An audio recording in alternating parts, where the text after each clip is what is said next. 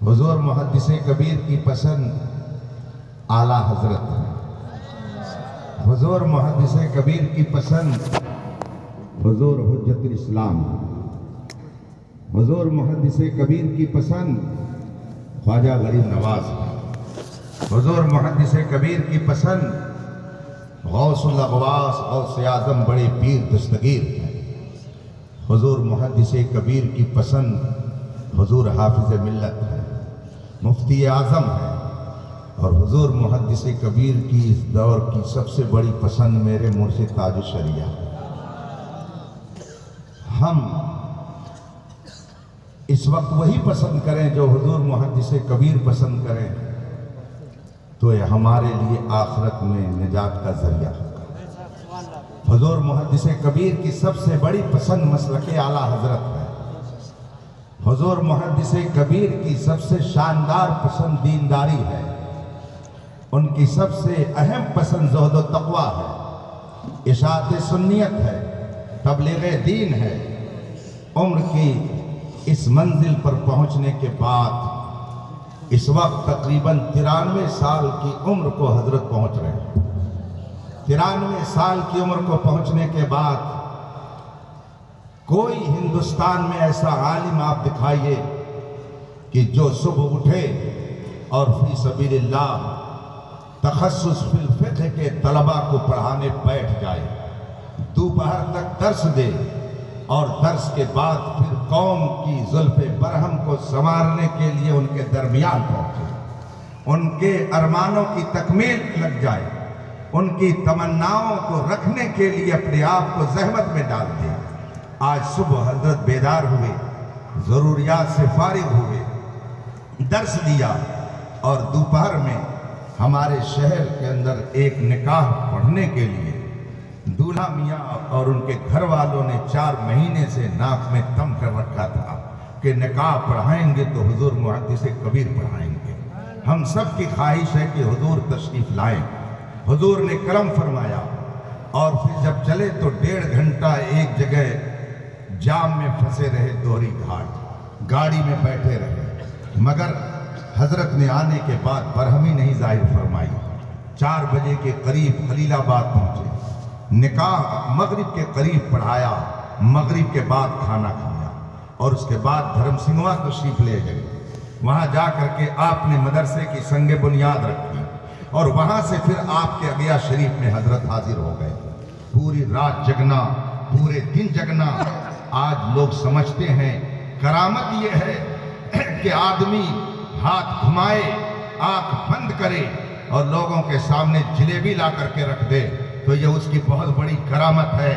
میں سمجھتا ہوں اہل انصاف کہیں گے، اہل علم بتائیں گے کہ اس وقت محدث کبیر کی سب سے بڑی کرامت یہی ہے کہ دن رات دعوت و تبلیغ کے کام میں لگے رہتے ہیں، اور جدھر گزرتے ہیں کہنے والوں کو کہنا پڑتا ہے ان کا سایہ ایک تجلی، ان کا نقش پا چراغ، یہ جدھر گزرے ادھر ہی روشن۔ سبحان اللہ۔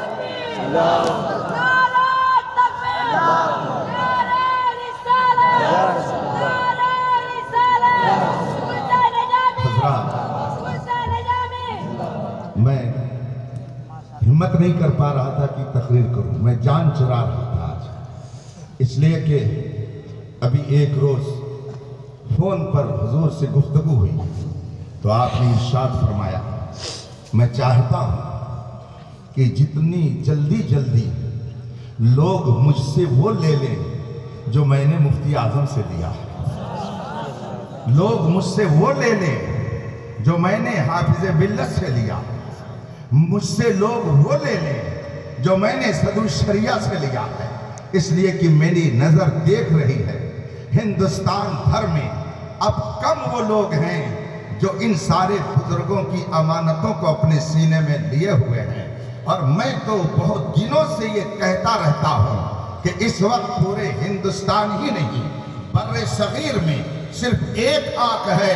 جس میں اتنے جلوے ہیں کہ وہ جلوے کسی دوسری آنکھ میں آپ کو نظر نہیں آ سکتے ہیں۔ تنہا یہ آنکھ صغیر میں ہے، جس نے صدر الشریعہ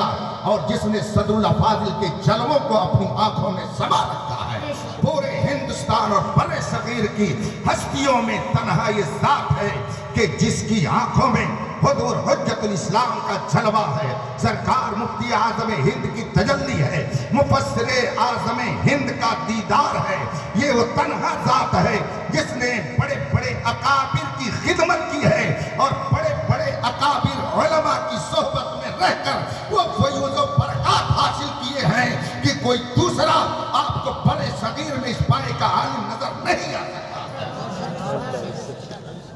ایسی ہستی کا عرص خطیب البراہین میں آنا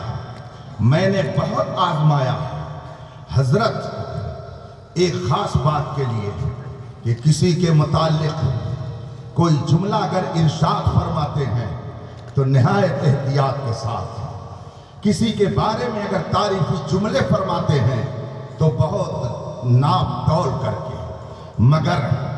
آپ نے اسی اسٹیج پر اس سے پہلے سنا ہوگا اور اگر نہیں یاد ہے تو پھر اس کو ٹیپ کے ذریعہ سن کر کے یاد رکھیے گا۔ حضور محدث کبیر نے حضور خطیب البراہین کے لیے جو کلمات یہاں پر استعمال کیے ہیں وہ سب ہم صغیروں کے لیے سند کا درجہ ہے۔ حضور محدث کبیر نے خطیب البراہین کے بارے میں جو کلمات مدحت ظاہر فرمائے اور قوم کے سامنے عظمت خطیب البراہین کا اعتراف کیا، یہ خود دلیل ہے خطیب البراہین صرف ایک روایتی پیر کا نام نہیں ہے، مصطفیٰ جان رحمت کی شریعت کی عملی تصویر کا نام ہے۔